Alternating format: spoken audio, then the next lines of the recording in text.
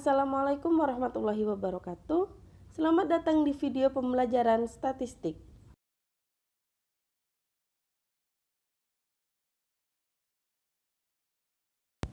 Penelitian dan statistik. Penelitian merupakan cara ilmiah untuk mendapatkan data dengan tujuan dan kegunaan tertentu. 4 hal yang perlu dipahami lebih lanjut yaitu cara ilmiah, data, tujuan, dan kegunaan.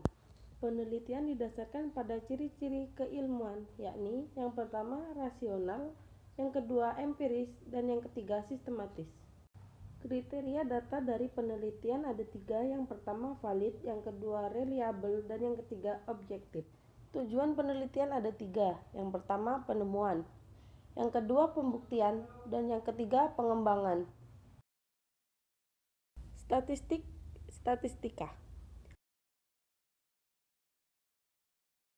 Statistik pendidikan adalah ilmu yang mempelajari prosedur penyajian dalam bentuk angka, sedangkan penelitian pendidikan adalah proses sistematis untuk memperoleh pengetahuan. Macam-macam statistik ada 4, yang pertama deskriptif, yang kedua inferensial, yang ketiga parametrik, dan yang keempat non-parametrik.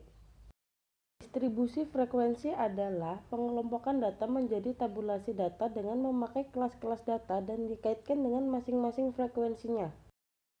Langkah-langkah pembuatan tabel distribusi frekuensi. Yang pertama, tentukan banyaknya kelas yang diperlukan.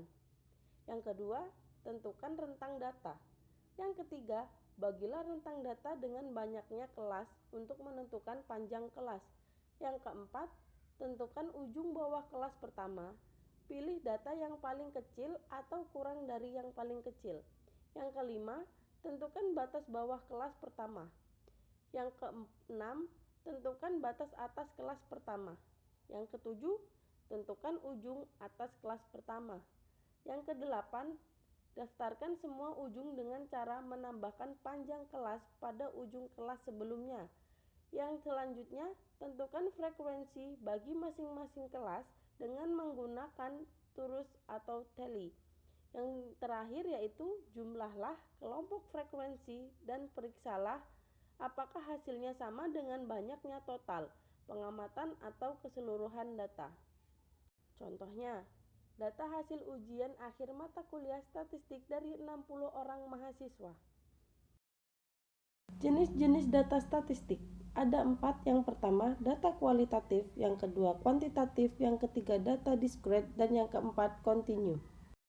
Sumber data statistik ada 2, yang pertama data primer dan yang kedua data sekunder. Penyajian data.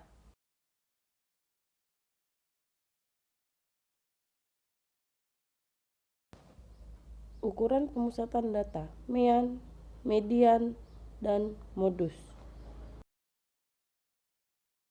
Populasi yaitu keseluruhan individu atau objek yang diteliti dan memiliki beberapa karakteristik yang sama. Populasi memiliki variasi atau sebaran yang luas. Sampel adalah bagian dari jumlah dan karakteristik yang dimiliki oleh populasi tersebut.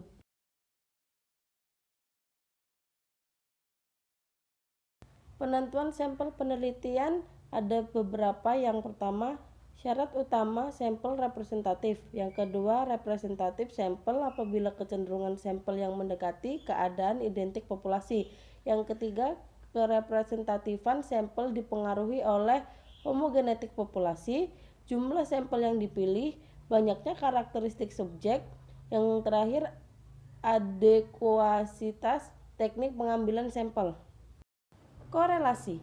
Korelasi adalah suatu alat analisis yang dipergunakan untuk mencari hubungan antara variabel independen atau bebas dengan variabel dependen atau tak bebas. Koefisien determinasi. Koefisien determinasi merupakan ukuran untuk mengetahui kesesuaian atau ketepatan antara nilai dugaan dengan data sampel. Jadi, koefisien determinasi adalah kemampuan variabel X mempengaruhi variabel Y. Semakin besar koefisiensi determinasi, menunjukkan semakin baik kemampuan X mempengaruhi Y. Koefisien korelasi ganda. Untuk dua variabel bebas X1 dan X2, maka R dihitung dengan rumus Analisis regresi. Regresi linear sering digunakan untuk melihat nilai prediksi atau perkiraan yang akan datang. Apabila X dan Y mempunyai hubungan, maka nilai X yang sudah diketahui dapat digunakan memperkirakan Y. Regresi berganda. Independen variabel yang dianalisis lebih dari dua. Kegunaannya adalah untuk melihat pengaruh lebih dari satu variabel bebas. Variabel terkait sekaligus dalam satu metode analisis. Untuk melihat variabel bebas yang lebih berpengaruh terhadap variabel terkait. Memprediksi nilai variabel terkait bila diketahui nilai-nilai variabel bebas. Wassalamualaikum warahmatullahi wabarakatuh.